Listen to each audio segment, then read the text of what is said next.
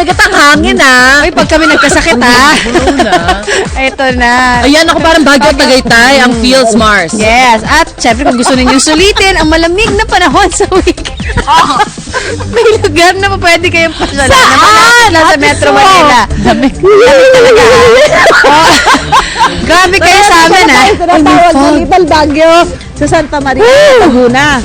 Love, hero, arn, nilalagay mo na kayo dyan. Mas malamig dyan.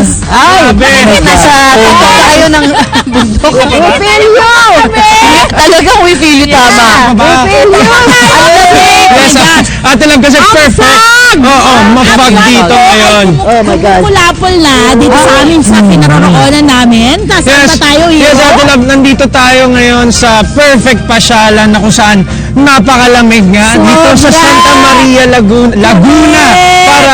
Para ibida sa inyo ang kanilang pinagmamalaking perfect weather ng Malabagyo. Correct. And this is just 2 hours away from Manila, guys. Okay? At syempre pa, kaya po ito naging Little Baguio. Ayan po yung ngalan ng sitio dahil nga daw umaga, tuwing umaga, iba talaga ang simoy ng hangin dito. At kapag banda alas 4 na ng hapon, nagsisimula na raw po ang fog. Napapaligiran ng bulubundukin at puno, diba? Ng mga puno ang lugar. Kaya naman ang sarap ng weather, diba, Ann? Yes, love mo! Alam mo ba, ang problema ko, paano ka matutulog dito? Ang dami ko na nainom na kape! Tinan nyo! Nakailan ka na ba? Marami na siya nainom ng kape! Hilong-hilo na siya sa dami ng kape, pero hindi pa rin po nawawala ang lamig na nararamdaman niya. Yes! And ngayon, mga kapuso, talaga naman medyo umaambo ng konti. At isa na nga po sa pinagmamalaki nilang activity rito ay ang kanilang pagka-camping sa kanilang flat surface na parang burol talaga. At syempre pa, mga kapuso, meron din po sila dito, ayan, roasting, may bonfire. Yan po ang kanilang isa sa mga pinagpamalaki. Talagang picture perfect! Picture talaga tayo dapat dito, Arn. Hindi ko kayo makita kanina sa lakas ng hamog. Totoo, ang lakas ng hamog ngayon. Sa ngayon, hindi mo nga makikita mga kapuso hindi nyo makikita ang scenery dito dahil sa kapal ng fog ngayon. At sa mga ate love, Nasaan ka, hero? nandito ako. Diyan ka ba? Ayun!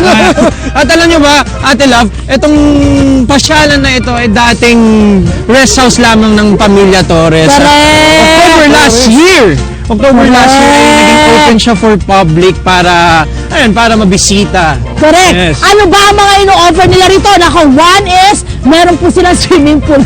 Gusto pa. Mag-swimming ba ito yan? Pero, excuse me, I'm sorry guys, yung tubig na yon galing sa bundok, natural, diba? At meron silang man-made na lagoon kung saan pwede kang sumakay sa bangka, pwede kang mag-fishing. Pwede mamingwit. Yes, at yung mahuhuli mong isda, iwanan ka muna namin, kakain kami. Magkape ka. Ay, talaga namang iluluto nila para sa inyo. Diba? At bukod dyan, pwede ka ring mag-pineapple picking dito dahil meron silang 10,000 na pineapple dito. At guess what, mga kapuso, malapit na ang harvest season. Naku, yun ang masaya. Eto, alam niyo ba kung magkano lang? 500 pesos per head lang yan. Yung rate nila. At para sa gusto mag-overnight, pwede! Dahil meron po silang mga nakalaan na rooms for you guys. Pwede rin po kayo mag-camping sa halagang 150 to 350 pesos. Di na kailangan ng aircon at electric fan. Pak! Ayan! May pinagmamalaki po sila mga comfort food. Ito na nga po mga puso sa malamig na panahon. At yan ang aming titikman sa aming pagbabalik para mainitan mo ang aming katawan. At kami na po inuulan. Nilalamig! Lahat na! Sa pagbabalik ba talaga? Hindi ba pwede ngayon? Tutok lang! Sa Pamasa Morning Show ng Hirit ka!